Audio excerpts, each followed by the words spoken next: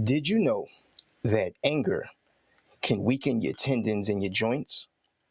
Or sadness can give you bad skin?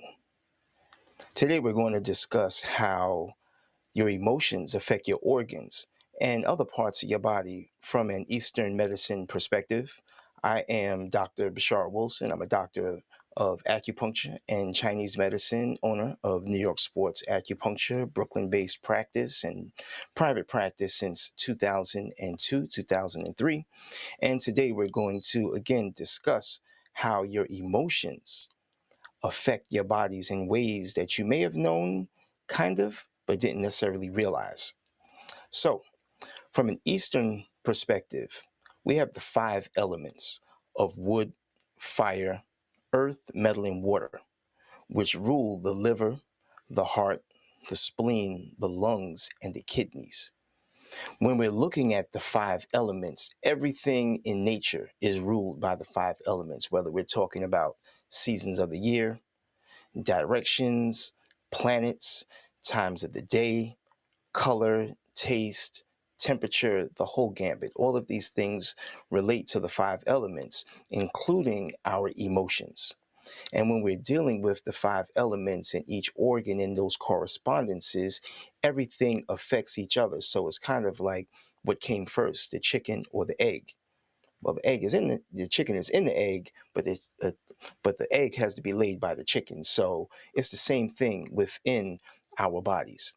So when we're looking at the different organs, so anger, for example, well, the liver rules, anger affects the liver, and the liver rules the tendons and the joints. So if you're angry all the time, that over time can begin to weaken the liver. When we're looking at impatience and bitterness, that affects the heart, and the heart rules the blood vessels.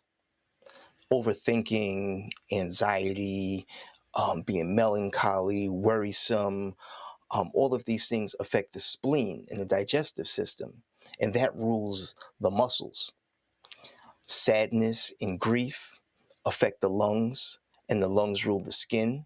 Fear affects the kidneys, and the kidneys rule the bones.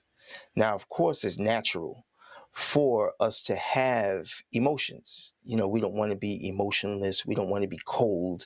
We don't want to have a hardened heart. It's natural for us to respond to our environment, respond to things that happen in our lives. And things do happen all the time, but we don't want to get stuck in those emotions, because when anything is stuck, things aren't moving. When things are stuck, your chi isn't moving, your body's vital energy isn't moving, your blood isn't moving. And when things aren't moving, when things are stuck because of excessive emotions and emotions going on for long periods of time, it actually sets up the environment in our bodies for injury, illness, and disease to occur. So we want to, and it also will slow down and prevent healing from happening as quickly as possible.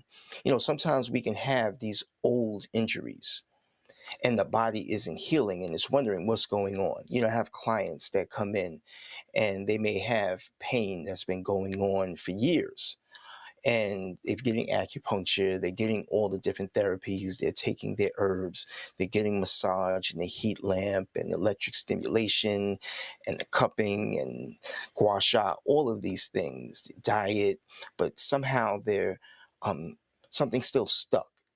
And sometimes it's that underlying effects of the emotions on the body, where that person may be angry oftentimes, or they may have a lot of anxiety. And we know that different emotions produce a biochemical response, like a lot of things with stress can produce cortisol. Or we know that stress and anxiety and different things can raise our blood pressure, and that's dealing with the heart and heart disease. So we want to be aware and cognizant of these things. One thing that you may not realize is that a lot of times when we're dealing with emotions in the present, we're actually responding to something that happened a long time ago. There may be things that trigger you or that trigger me, to keep it personal. And someone else, they don't get upset over that or it doesn't trigger them. What's going on is I or you may be responding to something in the present or in the past as if it is happening in the present. Something that someone did or something that someone said may kick off something that happened when you were a child. And so one of the things that I suggest is that you work to go in and be like, when's the first time that that particular thing that I can remember, that particular thing happening to me? When's the first time that I remember being upset about that? What is it about someone being late that really pisses me off? And you might think about, oh wow, there was that time when we were going to um, go on this class trip and the bus was leaving on time. And, my parents got me there late and I missed the bus and I missed the trip to Great Adventure, or I missed that ski trip because we got to the school late and the bus had already left. So anytime anyone is late in the present moment, it actually reminds you of that time in the fifth grade when you missed that class trip. And that's just an example, but there are things like that that happen all the time. So, I challenge you to go in with a certain response where you may justify it for yourself, but other people might be like, you were kind of bugging, or what's going on there? Like, why is that so upsetting? I would suggest that you may go back into your thoughts and meditate on when was the first time that you actually had experienced that particular emotion, and you can keep that in mind in the present so that when that comes up, you're like, oh, this is actually me responding to something that happened 20, 30, 40 years ago. And that's really not as upsetting today, but my inner child is upset. So with this, you can begin to free yourself of those things that happened in the past and just be more present. And that presence will give you more intelligence in the present to deal with things in the proper way and hopefully have a fresh thought process about that. When we're dealing with emotions, it's our everyday life. We have our ups and downs. There's something that's always going on that's so-called good or bad in ways that it can respond with those emotions. You can be driving and someone in front of you is driving slow, or someone cuts you off, or you get stuck behind the school bus and you're working to get somewhere on time and you're a stickler for time, to go back to that example. And so with that, we want to be present, that we have to constantly be balancing ourselves from worry, from anxiousness, from being impatient, from fear, from anxiety, from grief and sadness, and work to express that, but then be like, let me bring myself present, because the more of whatever we experience produces more of that in our body. So whatever you're experiencing, is that something that you want to experience? Is that something that you want to continue to proliferate in your life? Or do you want to do something simple like affirmations? I know I find it um, when I'm stuck in my mind and kind of thinking about things that I don't necessarily want to think about, I may say some affirmations, but I'm kind of getting ahead of myself here. I want to keep going. We'll get to some of these tips and things later. But going back to the constant ups and downs, when we're dealing with our emotions, we're first dealing with ourselves in our relationship to ourselves, not even the outside environment, but what's your relationship to yourself? How do you talk to yourself? Do you give yourself negative self-talk? Does something happen and you say, "Oh, I'm so stupid," or are you angry at yourself? Do you look in the mirror and have negative emotions about your own self? Like, how is your self-esteem? That first and foremost is going to be the number one thing that's going to affect you, not even outside world, because that's the one thing that you do have full control of is your thoughts and your mind and how you think about yourself and that self-talk. And to go back again, even though I said I'll get to it later, we can go again to the self affirmations. Sometimes you may want to look in the mirror and give yourself that self pep rally where you're like, yo, I'm that dude, I'm that woman, I'm great, I look good, I look sharp. Look at me, I'm doing great, I'm doing better, I'm getting better and better every day. Today's going to be a great day. It's awesome. It's going to work out.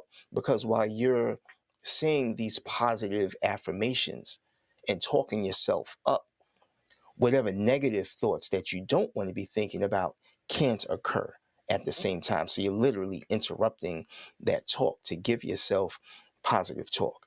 Next, you have your relationship with your significant other, your wife, your husband, your girlfriend, a boyfriend, or whoever your mate may be.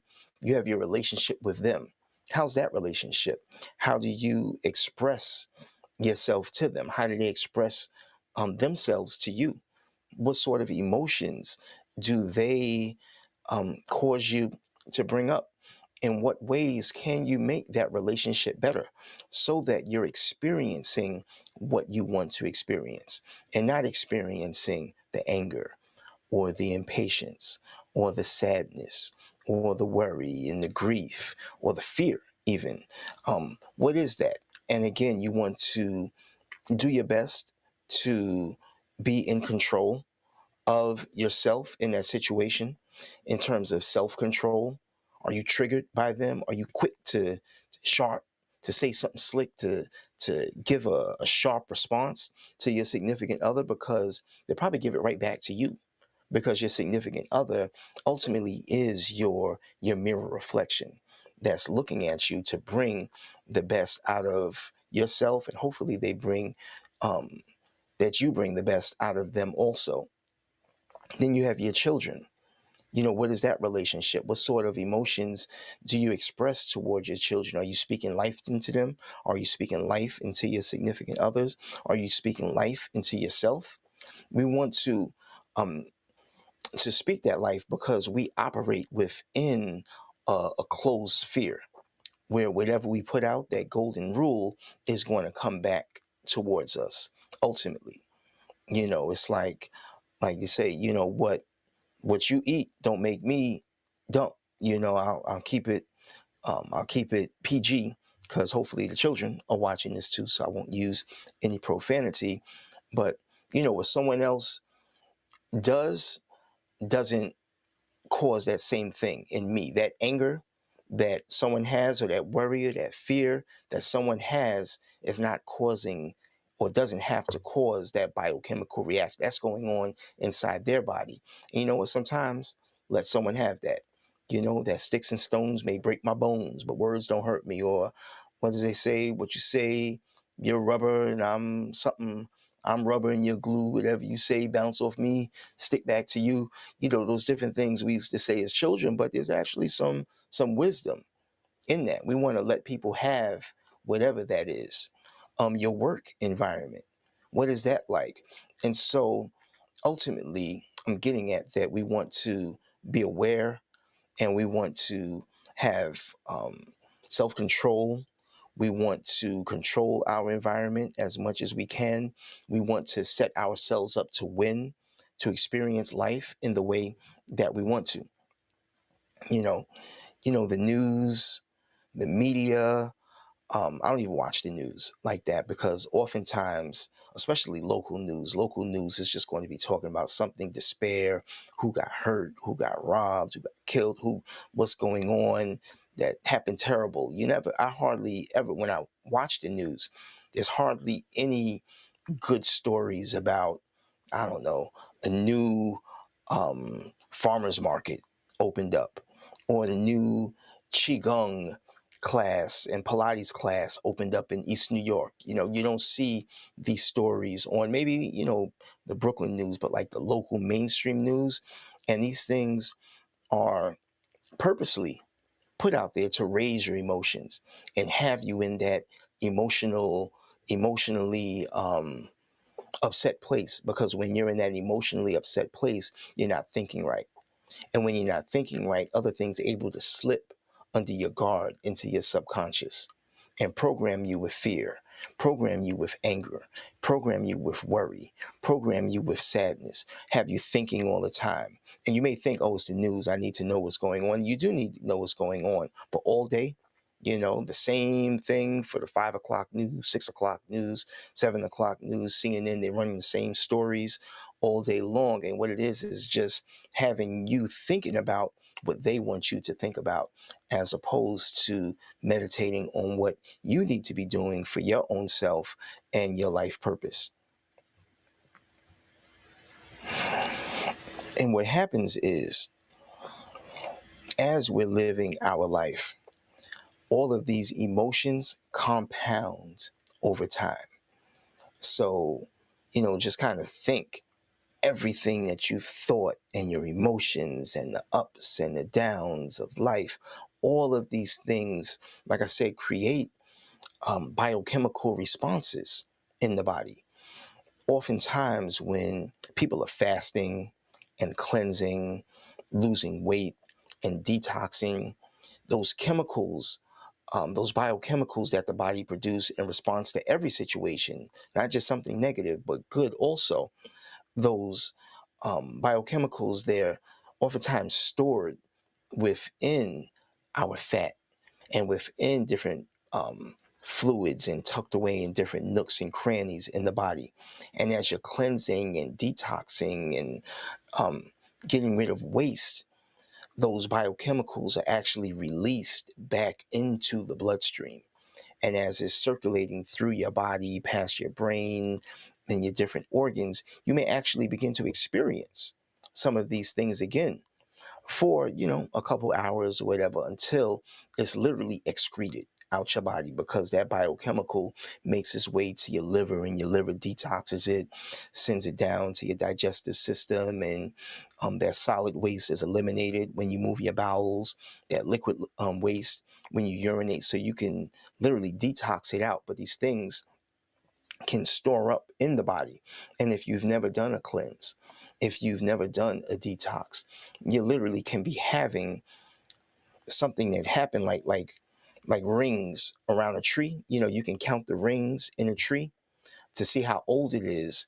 You can have those rings of whatever emotions, and you can think about memories from when you were a child, from your teenage years, your 20s, 30s, 40s, 50s, 60s, and so forth. And all of these things are stored in the body and can accumulate. And as they accumulate, they affect our our physical body, because we're a closed loop mechanism. And so when we're looking in this medicine, it's affecting again the liver, it's affecting the heart, the spleen, the lungs, and the kidneys. And when we're dealing with pain and injury, from an Eastern medicine perspective, the liver rules the tendons and the joints. The heart rules the blood vessels. The spleen rules the muscles. The lungs rule the skin. The kidneys rule the bones. And so the different emotions that tend towards each one of those organ systems, that excess of that emotion can wear down that organ. And now that organ isn't able to control that other aspect of the body, and can be some of the hidden cause behind why your back hurts, why you get headaches, why your knee hurts, why you have skin issues, why you're losing muscle tone, or you're just not as strong as you used to be, or get bumps and bruises and things easily. They not only have a physical correspondence, but they also have a psycho-emotional. And this is when we're dealing with holistic health. We're looking at all of these things within a system. And within that system, we're seeing how, like I said, all these things relate to each other. and then how we can then work to make a conscious effort personally, and then with the help of someone like me professionally to help you to reach those health goals. If you have any comments and things, thanks everyone tuning in. If you have any comments on Instagram or YouTube, put it in, or any questions, we'll get to those. So, some of the things, again, ways that we can work to regulate our emotions. One, again, you can journal and go back to see how different emotions that you may be experiencing today, kind of backtrack through your life as far as you can to see different ways that that emotion comes up, because a lot of people may tend towards a specific type of emotion. Some people may tend towards sadness. Some people may tend towards fear. Some people think a lot or are very angry. Some people worry a lot. And so you want to journal and write these things down and work to go back. So again, that you have awareness in the present of where these things are going on. And you can get some professional help, whether it's some mental health, working on your mental health with a mental health professional, coming in, if you're in New York and Brooklyn, for some acupuncture and some herbs. And even if you're not, I also offer my services via like Zoom. We can get on for a call and discuss your health goals and show you how all of these things are related and get you on a treatment plan towards helping you to feel better once and for all. With that, oh no, what did I do? You still there? Okay, good. Pressed the button by mistake.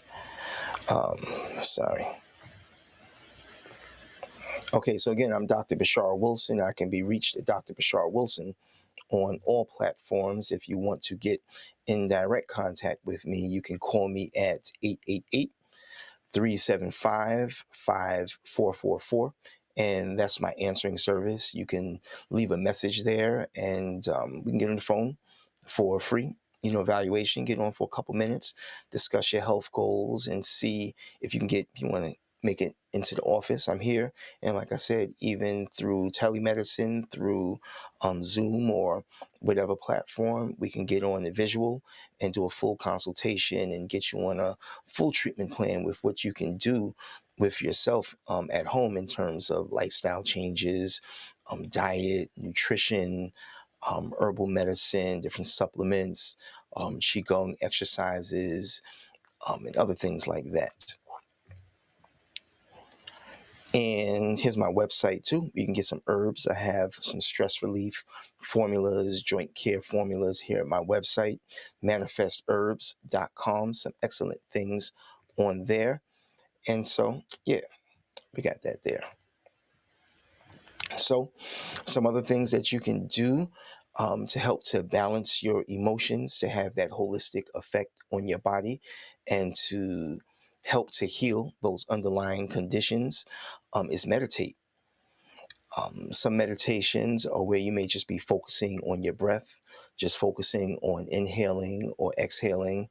I do like Taoist meditations where I'm circulating my chi through my body. Some things that some folks find really good too is also TM, transcendental meditation. Um, some people may do some mantras or some chants, whatever you can do to help to relax your mind. That's excellent too. Some moving meditations like qigong or tai chi or yoga, some exercise. Again, I discussed the herbs I have on my website, manifestherbs.com. Some excellent things on there in terms of cleansing. Like I said, there can be some underlying waste that you may have stuck in your bowels, in your liver, in your kidneys, and as you get rid of that waste, that's some way of literally like purging excess waste and weight off of your shoulders and weight off of your body too, through cleansing. Have some things on there for reproductive health, everything, you name it. Go check us out there at manifestherbs.com. Here in person, again,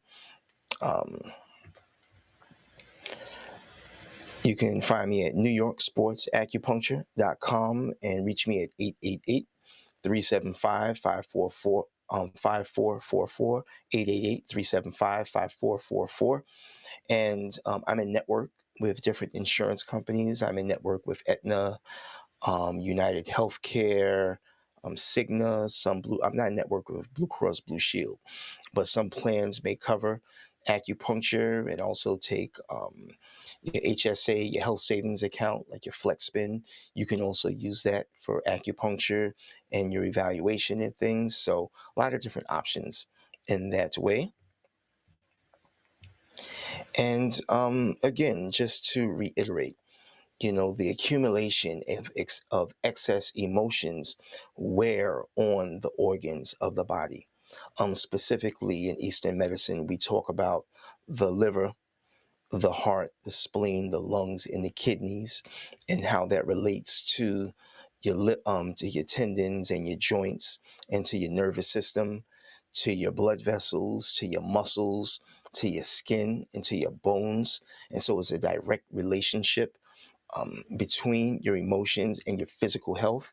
As we get older, we want to be more quiet on the inside and work to cleanse and detox from the follies of our youth and follies of our adulthood in terms of emotional health, and how we want to focus on strengthening our bodies and um, doing the things that help to preserve our health. So again, I am Dr. Bashar Wilson. I'm a doctor of acupuncture and Chinese medicine. We have a question. T. Smith says, what do you recommend for high blood pressure? I don't drink, smoke, and keep a low sodium diet. No junk food, pork or beef. I only drink water, no soda or juice. Yeah, we would have to do an evaluation to see what some of those underlying causes are. Sometimes with some of our different behaviors that we have, we may just be like, hey, I am, this thing is normal for me. Some things around that, how much do you exercise? You only drink water? And some of these things too, again, can be the accumulation of past things in the life, you know, with the effects of sexism, with the effects of racism, with the effects of capitalism. There's certain things that can actually, like they say, the high blood pressure may run in people's family, or diabetes runs in people's families. And oftentimes it's the accumulation of past generational things. And there can be things that we're doing and don't even realize that are activating our blood pressure or blood sugar or weight gain. There are different nutrients that you can take to help support the heart. We're dealing with high blood pressure, that's dealing with cardiovascular health. So you want to do things that are also going to support your heart, things that are going to naturally help to dilate the blood vessels. Simple things like beets and beet juice, ginger, cayenne pepper, hawthorn berries, and garlic. These are all things just on a basic level that are excellent. On my website, Manifest Herbs, I also have a heart care tea on there that's excellent for helping to support the heart and cardiovascular health, and over time can help to regulate the blood pressure. But send me a direct message right on Instagram, and we can set something up where we can talk and offline and discuss your health goals and really get some more of your health history so we can address that properly. All right. Any other comments? Peace, Natty. She says, I tuned in at the right time. This section has received and will be implemented. Thanks, fam. You already knew. Oh, thanks for linking all the folks, too. I see you sent links to friends and family. I appreciate that. All right. So, if there aren't any other questions or comments, um, yeah, we're going to say peace. The replay for this on Instagram, it doesn't save on Instagram, but again, I'm Dr. Bashar Wilson on all platforms. You can catch the replay on YouTube. It'll be on Facebook also, but it won't be up there. But pretty much all of my things live on YouTube. You can go on there, Dr. Bashar Wilson, and catch a lot of my past old videos. If you don't follow me, go ahead and follow me. I work to post shorts regularly. I work to go live on Tuesdays, start going live early. I know it's crazy late, but thanks to y'all that are up and staying up late. Ema, I see you on there. I owe you a call, of course. And yeah, peace on my folks, King Simon, everybody. So thanks again, and I will see you all next time. Peace.